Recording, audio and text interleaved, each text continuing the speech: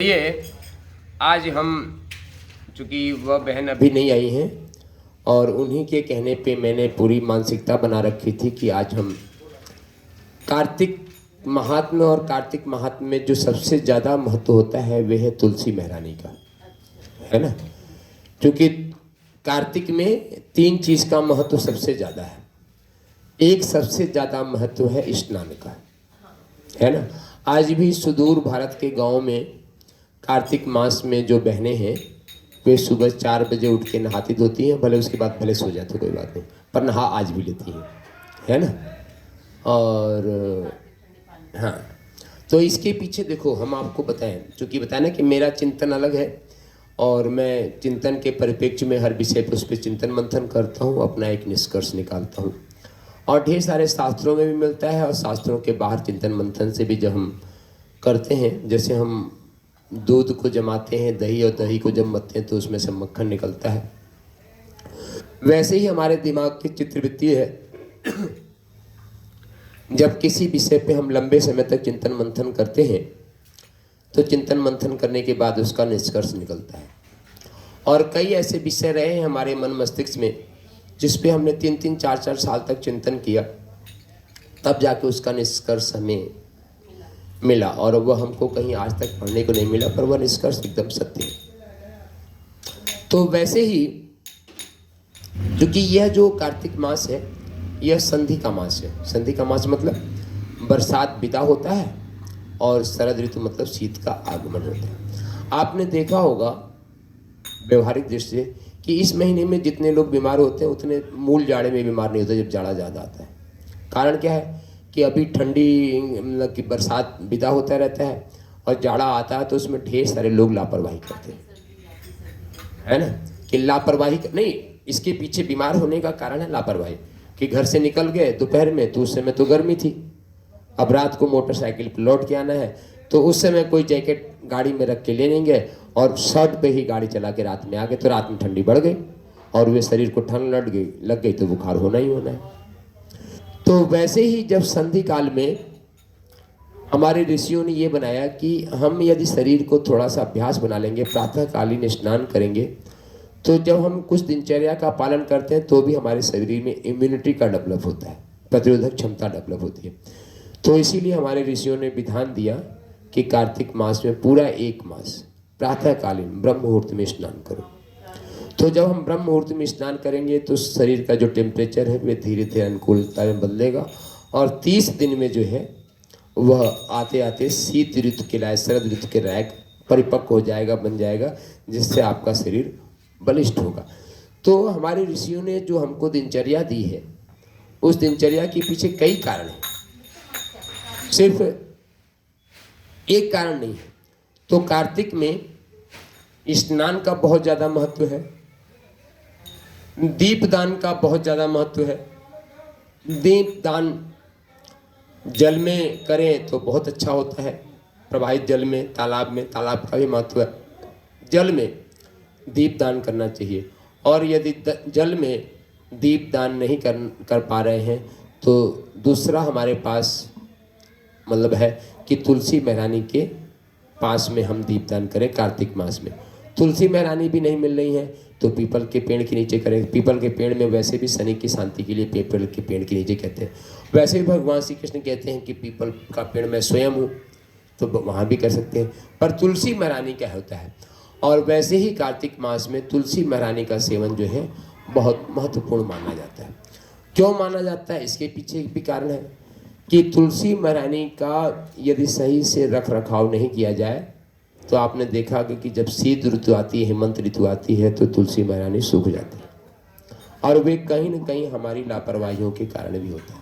हम उनकी थोड़ी सी देखभाल करें और उनको थोड़ा सा छाया करके रखें, थोड़ा सा पानी कम डालें तो वह बच जाती हैं। और हमने ढेर सारे लोगों को पूरा यह ज्ञान विज्ञान सिखाया है जिससे तुलसी महारानी मरने से बच जाती है ना। नहीं, सामान्यतः जाड़ों में जब जनवरी, माघ मास और पूष मास की ठंड पड़ती है उसमें जिसमें पाला पड़ता है तो तुलसी महारानी जल जाती है पाले से, क्योंकि पाला तो देखने में ठंडा होता है पर वास्तव में उसकी जो मतलब तासीर होती है वह गर्म होती है।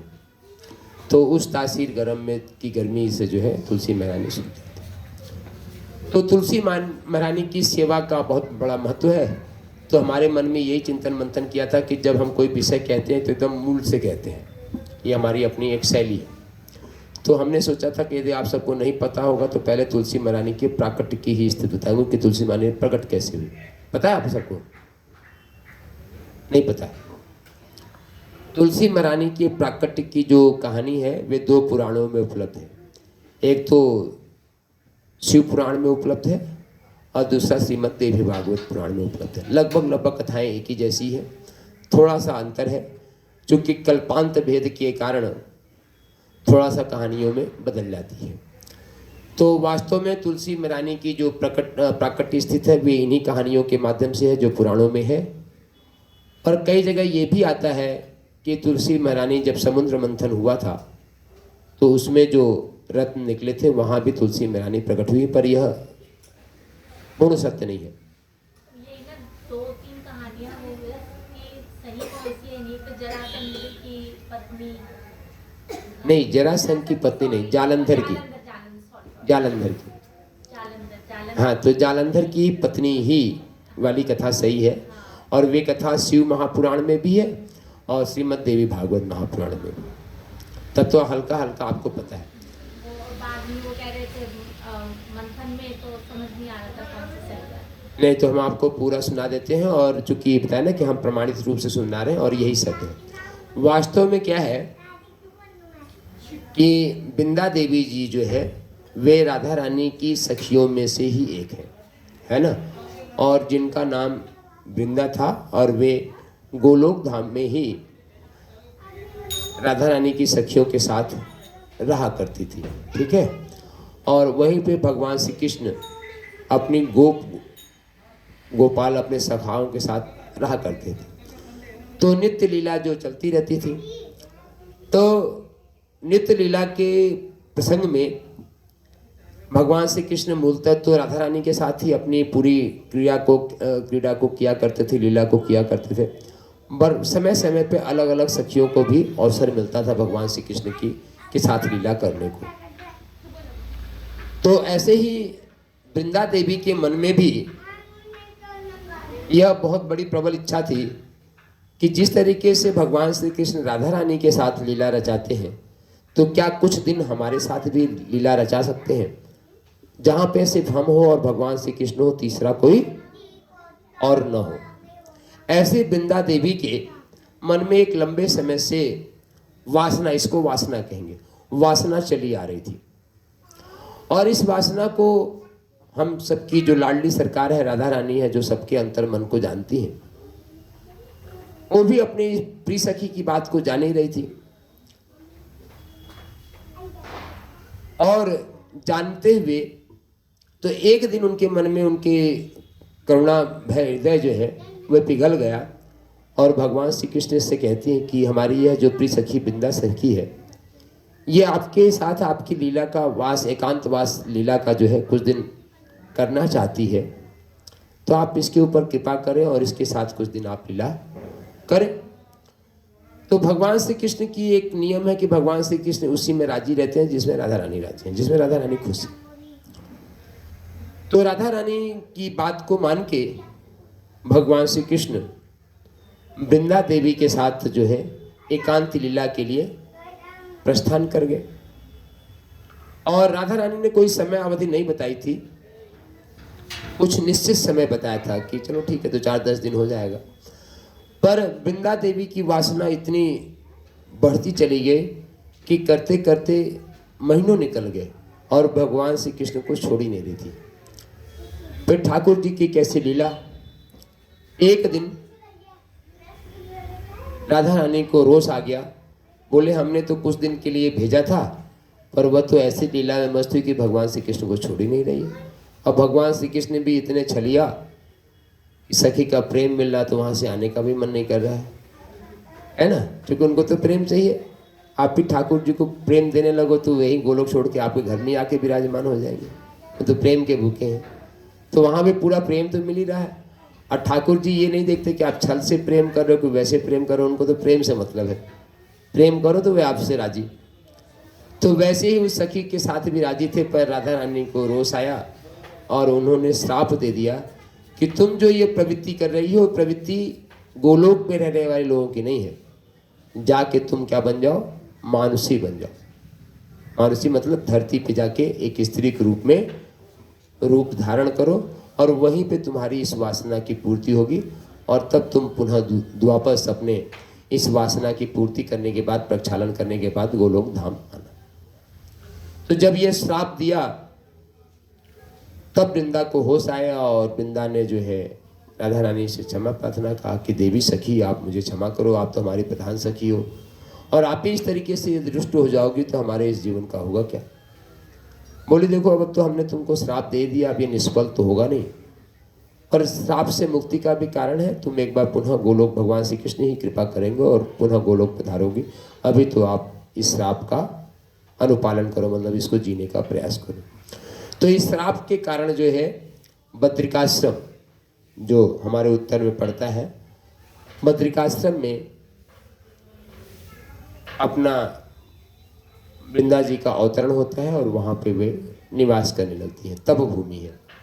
और बद्रीनाथ धाम ही एक ऐसा धाम है जिसका कि लगभग सभी पुराणों में एक बार वर्णन आता है। दूसरा कोई ऐसा धाम नहीं जिसका कि अधिकतम पुराणों में वर्णन आता है, पर बद्रीनाथ धाम का अधिकतम पुराणों में वर्णन आता है किसी न किसी माध्यम से। गए आप लोग बद्रीनाथ? नहीं गए? चलो अगले साल हमारे साथ सितंबर में चलिएगा। नहीं, मैं चारों धाम की यात्रा का नियम बना रहा हूँ। इस बार तो मैं घूम के आया ही। 1 सितंबर, 11 सितंबर और 21 सितंबर 3 बैच हम जो है ये चारों धाम का ले जाया करेंगे। और सितंबर सबसे सुंदर, सबसे अच्छा मौसम यमुनोत्री, गंगोत्री, केदारनाथ और बद्रीनाथ के लिए होता है। तो इस साल तो हम अकेले पूरा घूम के आए, पर अगले साल पूरा, क्योंकि ढेर सारी माताओं बहनों का ये निवेदन रहता है कि अकेले जाना थोड़ा सा मुश्किल होता है, जब साथ में चलते हैं तो सारी व्यवस्थाएं अनुकूल मिल जाती हैं।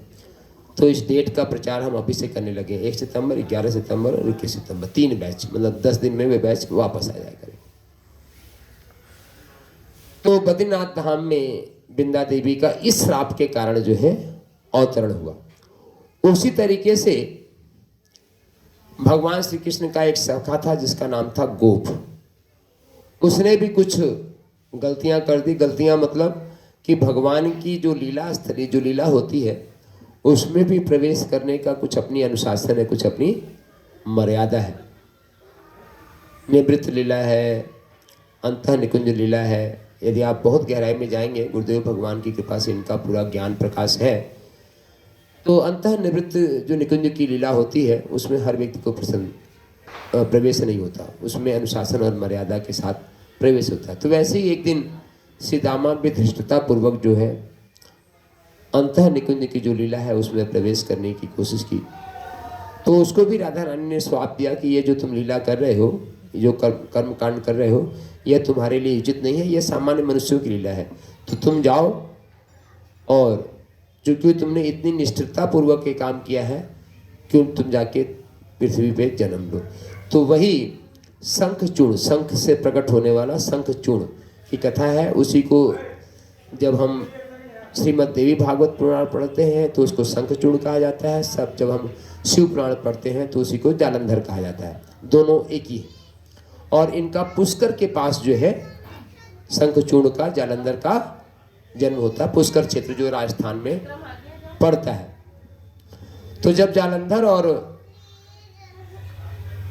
बड़ा होता है तो उसके विवाह का प्रसंग आता है, तो उसके कुल पुरोहित कहते हैं कि तुम्हारे विवाह का योग जो है बद्रीनाथ में है। आकाशवाणी होती है कि तुम बद्रीनाथ जाओ और वहाँ पे एक सुंदर कन्या मिलेगी तुमको, और उस सुंदर कन्या से तुम विवाह करो। तो जालंधर अपने पुरोहित, अपने पंडित जी की बात मान के और आकाशवाणी की बात को मान के बद्रीनाथ धाम को जाता है। तो वहाँ पे एक शिला पे बैठी हुई वह वृंदा देवी के दर्शन करता है। और वृंदा देवी के दर्शन करने के बाद उनको प्रणाम करता है, प्रिय कह के संबोधन करता है। चूँकि भारत में संबोधन का भी बहुत बड़ा महत्व है। संबोधन मतलब किसको हम किस नाम से बुलाते हैं। तो जैसे ही उसने प्रिय कह के संबोधन किया तो वृंदा देवी भी कोई बेवकूफ़ तो थी नहीं, समझदार थी। उन्होंने कहा कि आज की भाषा में मिस्टर, तुम हमको प्रिय कह के कैसे बुला रहे हो? पहली प्रथम दर्शन है और प्रथम दर्शन में ही तुम मुझे प्रिय कह के बुला रहे हो। ऐसे ही शकुंतला और दुष्यंत की कहानी में भी आता है। तब जो है जालंधर ने, शंखचूड़ ने पूरी बात बताई। बोली हमारे को आकाशवाणी हुई कि ऐसे ऐसे बद्रीनाथ जाओ, वहाँ पे एक सुंदर स्त्री आपको मिलेगी और वही आपकी प्रियतमा है, और उन्हीं से आप पानी ग्रहण करके अपने इस संसार को आप जियो। तो जब पूरी बात शंखचूड़ ने वृंदा देवी को बताई तो वृंदा देवी भी खुश हो गई, प्रसन्न हो गई। आकाशवाणियों पे विश्वास था, और वैसे भी वो बद्रीनाथ में अकेले विचरण कर रही थी। उनको भी जीवन प्रवाह के लिए कोई न कोई साथी की आवश्यकता तो थी ही। तो यहाँ पे बद्रीनाथ दीप धाम में ऋषियों, संतों, महात्माओं के सन्निधि में जालंधर का अर्थात शंखचूड़ और वृंदा देवी का सुंदर पाणी ग्रहण संस्कार संपन्न होता। और वृंदा देवी भारत की सनातन संस्कृति की सतीत्व जिसको बोलते हैं, पतिव्रता स्त्रियों में उनकी बहुत बड़ी गिनती मानी जाती है। और वृंदा देवी इतनी बड़ी पतिव्रता थी कि उनके पतिव्रत धर्म के कारण ही जालंधर को भगवान शिव भी नहीं मार पा रहे थे। और उनको वरदान था कि जिस दिन तक आप पतिव्रता रहोगी तब तक आपके पति देव जालंधर को कोई मार नहीं पाएगा। और जब कोई भी मार नहीं पा रहा था और शंखचूड़ का आतंक कुछ बढ़ता चला जा रहा था, क्योंकि वह एक नकारात्मक वृत्ति का व्यक्ति था, तो उससे सृष्टि की व्यवस्था जो है भंग होती चली जा रही थी। तो जब सभी देवताओं पे कोई ऐसा संकट आता है जिसका कोई समाधान नहीं मिलता, तो सभी लोग वे जाके कहाँ भागते हैं? भगवान श्री हरि विष्णु के पास, नारायण भगवान के पास वे जाते हैं। भगवान नारायण के समक्ष ब्रह्मा जी को आगे करके शंकर भगवान जी आदि सभी ऋषि मुनि और देवता लोग जो पहुँचे, नारायण भी सबको यथोचित सम्मान करने के बाद, प्रणाम स्वीकार करने के बाद बोलते हैं बताओ सरकार कैसे आना हुआ आप लोगों का। तो उन्होंने बताया कि ऐसा ऐसा एक शंखचूड़ नामक राक्षस हुआ है और वह सारे धरती पे जो है आतंक मचाए। वह धरती पे नहीं, तीनों लोकों पे साम्राज्य स्थापित कर लिया है। और भगवान शंकर ने भी बहुत कोशिश कर ली पर वह मारा नहीं जा रहा है। क्या करें, कैसे करें? तो भगवान श्री हरि विष्णु नारायण ने भी ध्यान धरा तो देख लिया कि यह पूरा प्रताप वृंदा देवी के पातिव्रत धर्म के कारण है, जिसके कारण कि वह नहीं मर रहा है। क्योंकि सृष्टि कल्याण के लिए कुछ न कुछ करना पड़ता है, और भगवान का सत्संकल्प है कि जब भी कभी इस सृष्टि पे कोई दुख, कोई कष्ट आता है तो भगवान उसका निवारण करते हैं। संत शिरोमणि गोस्वामी तुलसीदास जी कहते हैं कि विप्रधेनु सुरसंतित लीन मनुज अवतार। विप्र मतलब ब्राह्मण, उसके बाद गाय माता, उसके बाद देवता, और संतों को चौथे नंबर पर विप्रधेनु सुरसंतित लीन मनुज अवतार। इन्हीं चारों के जब कोई संकट आता है तो मैं अवतार धारण करता हूँ, ऐसा भगवान का संकल्प है। तो यहाँ ने भगवान ने भी यही सोचा कि हमें सृष्टि के संतुलन को बनाए रखने के लिए कुछ न कुछ करना पड़ेगा। तो क्या निवारण है? तो निवारण ये है कि किसी भी प्रकार से वृंदा का जो पातिव्रत धर्म है उसको नष्ट करना पड़ेगा। और नष्ट करने का एकमात्र उपाय था छलिया बन के, क्योंकि छलिया बन के ही चल सकते हो। और हमारे बिहारी जी तो छलिया में है। आज देखो कितनी माताएं अपने ठाकुर को लिए हुए नंद लाला को और यहाँ वहाँ धक्के खा रही फिर रही। आश्चर्य होता है कि जो माताएं दिल्ली में एसी से निकलते नहीं, मतलब एसी क्या, घर से निकली तो दरवाजे भी ड्राइवर से बोलते एकदम दरवाजे के सामने लगाना है गाड़ी, ताकि 1 मिनट भी एसी से बाहर नहीं जाए। घर से निकले और सीधे कार में घुस जाए, वो भी एसी वो भी एसी। पर ऐसी ऐसी माताएं अपने ठाकुर जी को लेके वृंदावन की इन वीथियों में चक्कर काटती रहती हैं। कोई ठेले वाला ठक्का मार रहा है तो कोई वो मार रहा है, और बड़े खुशी से स्वीकार भी कर लेती हैं। यही बिहारी जी का इससे बड़ा छल और क्या होगा? छली है ना। और बटुआ तो ऐसे खाली करवाते हैं ठाकुर जी की पूछो नहीं। बटुआ भर के लाती हैं, और यहाँ पे बिहारी जी ने ऐसे ऐसे अपने गोसाइयों को पाल रखा है कि वे पट्टी पढ़ाते हैं, मैया 10,000 रुपये निकाल दे, तो मैया 10,000 रुपये निकाल के लो। और बंदर भी भगवान ने पाल रखा है। एक कहानी आती है अभी कुछ दिन पहले की है कि मैया बटुआ लेके चल रही थी। एक कथा और सुना देते हैं, राजेंद्र दास महाराज जी के परम पूज्य गुरुदेव, पर वे दूसरे वाले महाराज जी का है।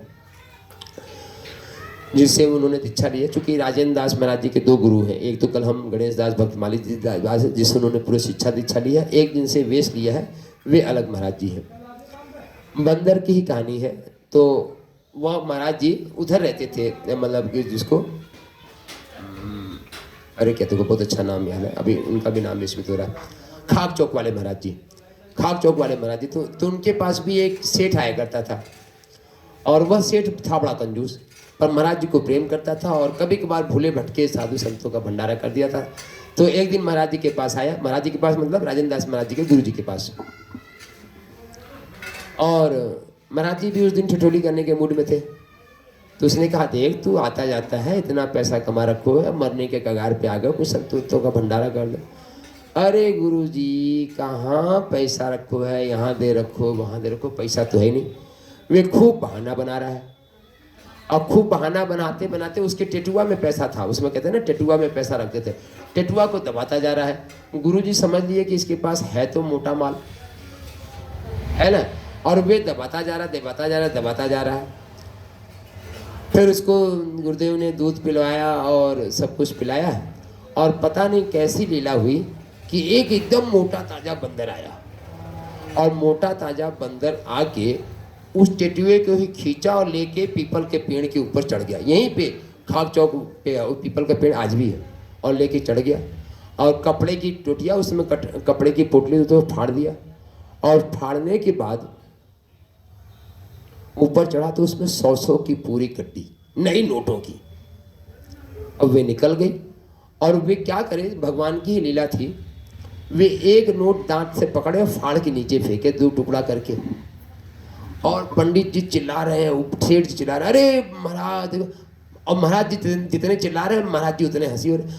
अभी तो तुम बोल रहे थे तेरे पास एक पैसा नहीं है साधु संतों के भजन के लिए, और तू कह रहा है कि जो है, और बंदर लेके फाड़ गया, तो है तो वह मचा रहा। तू मेरी सुन ले, अभी भी संकल्प कर ले सेवा की, संतों की सेवा की, तो जो है बंदर बख्श देगा तेरे को। ये हनुमान जी है, आज बंदर तेरी परीक्षा लेने आया है। पर वह काहे को करे, एक नोट फाड़ के बंदर ने फेंका, वो चिल्लाता रहा, अरे महाराज जी इतना गरीबी है, वहाँ देनो है, वो अपने राग में लपेटे जा रहा है। अंत में जब 10-15 नोट फाड़ के फेंक दिया, तब कहता है कि महाराज जी 3000 रुपए जो है संतों की सेवा के लिए दे देंगे आप। और जैसे ही बोले महाराज जी ने बोला पक्का, बोला महाराज जी बस वे गड्डियाँ मिल जाती, गड्डी में 10,000 का नोट होता है, बोला 3000 हम जो है सेवा के लिए आपको दे देंगे। और जैसे ही उस सेठ ने 3000 रुपए की सेवा का संकल्प लिया, फिर महाराज जी ने कहा, देख नीचे नोट आने के बाद पलट मत जाइयो। बोले नहीं महाराज जी पलटेंगे नहीं, 3000 रुपए हम सेवा करने के लिए देंगे। तो 10-15 नोट तो फट ही चुके थे, बाकी थे। और जैसे ही उसने संकल्प किया कि संतों की सेवा 3000 रुपए से करेंगे, बंदर की भी मौज, उसने पूरी पोटली नीचे फेंक दी, और 7-8 हजार रुपये बच गया। 3000 महाराज जी को दिया, और बढ़िया सुंदर रबड़ी मलाई की जो है संतों का भंडारा हुआ। तो बंदर भी यही लीला करते हैं कि आप सीधे तो कोई दान दक्षिणा निकालते नहीं हो, सीधे आप उनको कुछ फल फूल केला वेला ला के दो, तो कुछ देते नहीं हो। तो वे उन्होंने भी फार्मूला निकालना, कहीं आपकी टोपियाँ ले जाएंगे, कहीं आपकी चश्मा ले जाएंगे। अब फ्रूटी के शौकीन हो गए हैं, है ना, फ्रूटी का स्वाद उनके दिमाग में लग गया है। तो इसलिए उन्होंने भी अपनी भगवान लीलाधारी से, चूंकि लीलाधारी की तो अंग है ना, तो उन्होंने भी लीला करना सीख लिया है। तो वैसे ही भगवान ने भी लीला की, और जालंधर का ही स्वरूप बना के वृंदा देवी के रनिवास में पहुंच गए। वृंदा देवी को भी यही लगा कि जालंधर कोई युद्ध तो हारता तो था नहीं, विजयी होके आता था। तो वृंदा देवी को यही लगा कि इस बार भी हमारे जो पति देव हैं वह विजय होके आए हैं, और जब पति विजय होके आता है तो पत्नी का यह दायित्व बनता है कि उसका बड़े उल्लास और बड़े उत्साह के साथ उसका स्वागत करे। तो यहाँ भी छड़िया जो है भगवान श्री कृष्ण, भगवान श्री हरि विष्णु नारायण जालंधर का ही रूप बना के आए थे।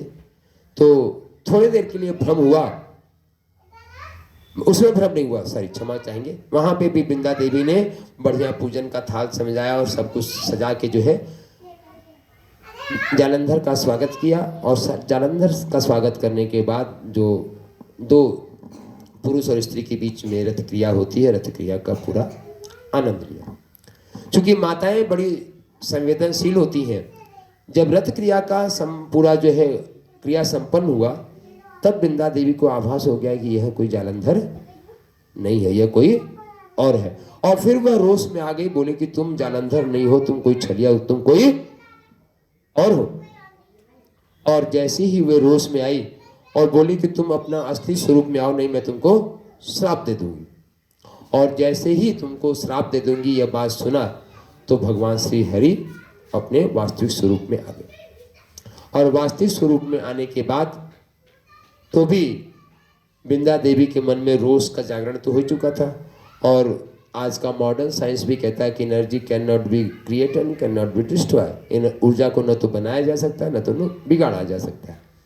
तो यहाँ पे रोष का जागरण तो हो चुका था। तो वहाँ पे भी बिंदा देवी ने यही कहा कि तुम इतने निष्ठुर हो कि किसी की प्रेम की भावनाओं को भी नहीं समझते, सिर्फ अपने स्वार्थ सिद्धि के लिए कुछ भी करते रहते हो, तो जाओ तुम पाषाण बन जाओ। और आज भी वही पाषाण, जिसको कि हम शालिग्राम भगवान बोलते हैं, जो गंडकी नदी के किनारे नेपाल में मिलता है, तो भगवान श्री हरि को बिंदा ने श्राप दिया कि जाओ तुम पाषाण बन जाओ। तो शालिग्राम भगवान पाषाण के रूप में आए। और बिंदा देवी को ये लगा कि अब इस मिट्टी का, इस शरीर का सत्य तो भंग हो ही गया है, तो इस शरीर को रखने का कोई फायदा है नहीं। तो वहीं से जो है वह उनका शरीर पिघलित हुआ और वह गंडकी नदी बन गया। और भगवान श्री कृष्ण ने भी उनको वरदान दिया कि जाओ, तुम तो हमारी नित्य प्रियतम हो, चूंकि गोलोक से ही तुम आई हो, तो तुम वृक्ष के रूप भी धारण करो। तो वही बिंदा देवी जो है वृक्ष के रूप में धारण हो गई। और आज भी भगवान को जब भोग लगाया जाता है, तो तुलसी दल के बिना भगवान का भोग जो है अर्पण नहीं होता है। तो वही बिंदा देवी जो है तुलसी महारानी के रूप में आई, जिनका आज कार्तिक मास में हम लोग बहुत ही विस्तार से पूजन करते हैं। तो आज उनके हम प्राकट्य की स्थिति बताएं कि उनका प्रकटीकरण कैसे हुआ है। और कल से यदि आप नियमित आओगे तो तुलसी महारानी का कैसे सेवा पूजा करना चाहिए, और नियमित क्रम बना रहा तो कृष्ण पक्ष के शुक्ल पक्ष की एकादशी के दिन तुलसी महारानी का भव्य विवाह भी करेंगे। पर माताएं, आपसे मेरे विनम्र निवेदन है कि थोड़ा सा कुछ मैनेज करो, घर परिवार के इस जंजाल से निकाल के ठाकुर के चरणों में समय से आने का प्रयास करो, है ना। ताकि देखो ये क्यों कह रहे हैं, क्योंकि आज कुछ दिन तो बीती गए, आज षष्ठी तिथि होगी, सप्तमी अष्टमी आते तो पता नहीं चलेगा। तो हम चाहते हैं कि पूर्णिमा तक आते आते हमारा आपका तालमेल इतना मिल जाए कि पूर्णिमा की जो रात्रि मनाए ना, कार्तिक पूर्णिमा की, आपके जीवन में ऐसा कार्तिक पूर्णिमा नहीं मना हो, मैं ऐसा प्रयास करना चाहता हूँ। और अभी हुआ है, अभी शरद पूर्णिमा हमने बरसाने मनाई, पूरी संगत आई थी, लगभग 150 पौने 200 लोग थे। सब ने ऐसी रास पूर्णिमा मनाई कि ऐसी रास पूर्णिमा उन्होंने जीवन में कभी नहीं मनाई थी।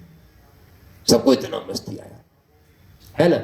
और मैं अपनी प्रोफाइल में लिख के देता हूँ, एक अवसर जो जीवन बदल दे, एक पल जो सपनों को साकार कर दे, एक क्षण जो आपके भाग्य को संवार दे। ये 3 लाइन में लिख के देता हूँ फिर से, एक अवसर जो जीवन बदल दे, एक पल जो आपके सपनों को साकार कर दे, एक क्षण जो आपके भाग्य को संवार दे, है ना।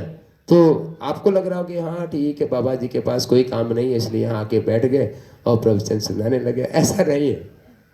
ये ठाकुर जी की कुछ विशेष कृपा ही है। दीपदान सुबह भी कर सकते हैं, पर कार्तिक में गोधूली बेला का दीपदान सबसे महत्वपूर्ण माना जाता है, इसी समय। और जो स्नान करते हैं वो जमुना जी पे करो या फिर घर में भी कर सकते हैं? नहीं, आप सभी देवी नदियों का ध्यान करते हुए गंगा यमुना चकावेरी, हाँ गंगा जल डाल के आप घर में स्नान करो। पर कार्तिक में स्नान करने का महत्व तभी है जब आकाश में तारे दिख रहे हो, तारों की छांव में स्नान करने। और